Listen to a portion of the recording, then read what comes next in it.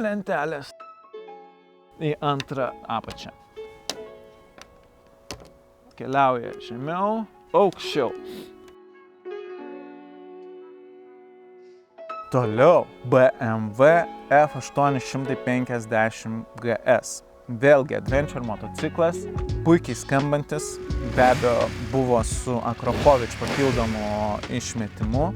Patiko tas motociklas, patiko tikrai. Smagiai važiuoja, smagus variklis, netoks rafinuotas kaip BMW R1250 GS ir turbūt netoks rafinuotas kaip Indian FTR.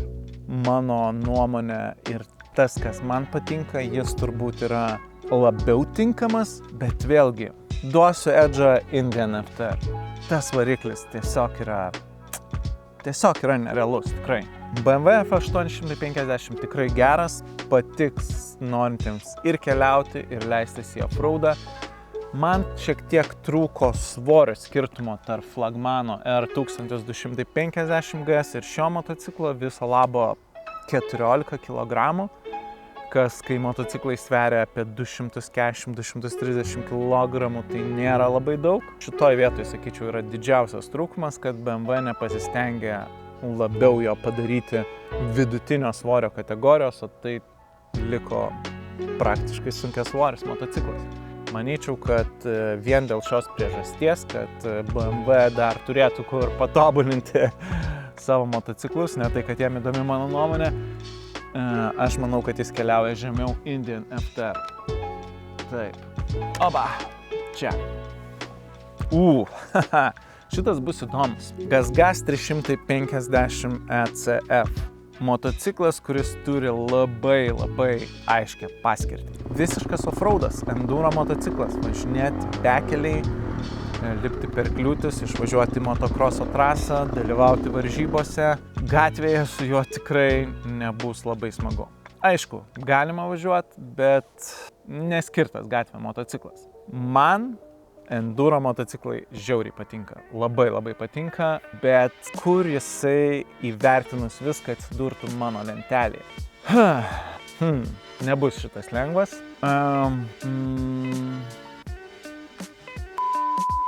Kol galvojau, kur patalpinti GasGasą, įskroviau mano kamerą.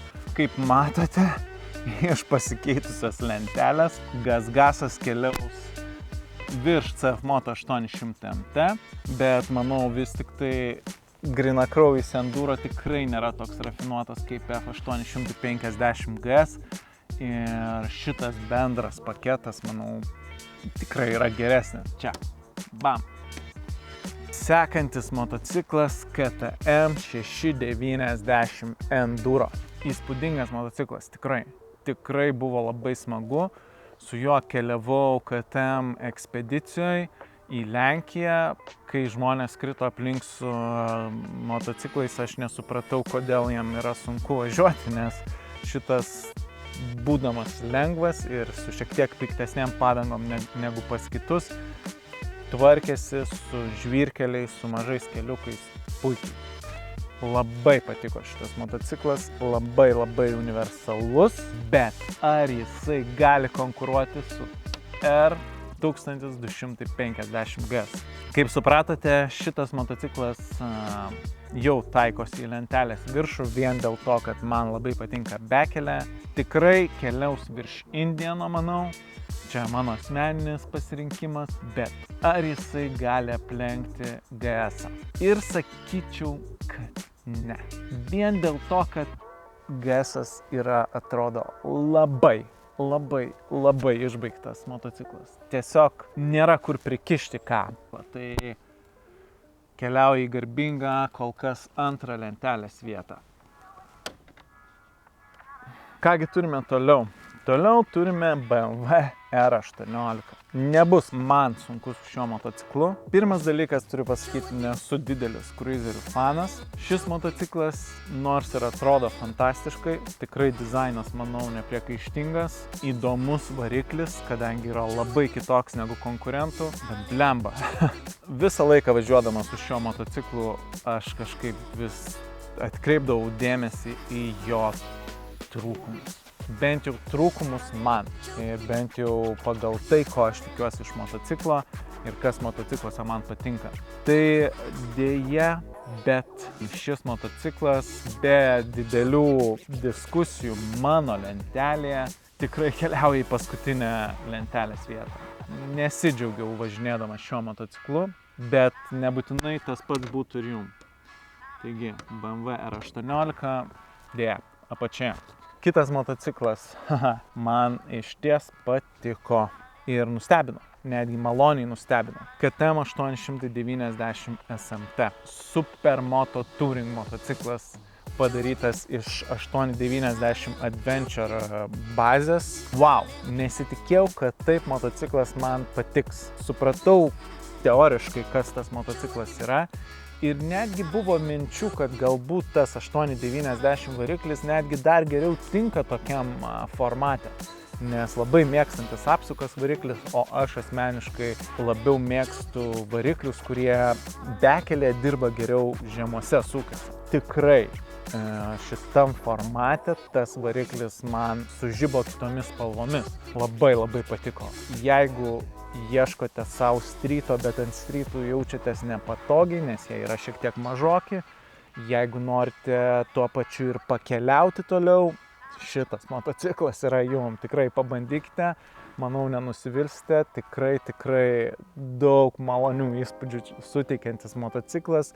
Labai smagu su juo važiuoti posūkiuose, nes atrodo, kad tinkamai padaryti vairuotojų judesiai labai yra gerai atlyginami.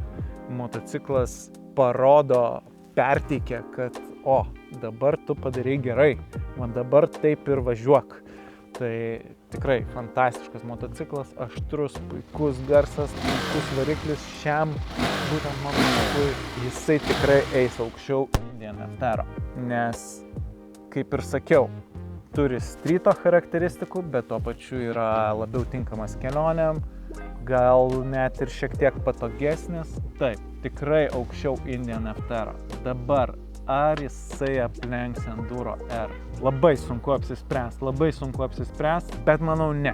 Manau, mano pasirinkimu vis tik tai Enduro R yra aukščiau negu 890 SMT. Kągi, liko paskutinis motociklas iš antrojo sezono ir tai buvo Stark Varg.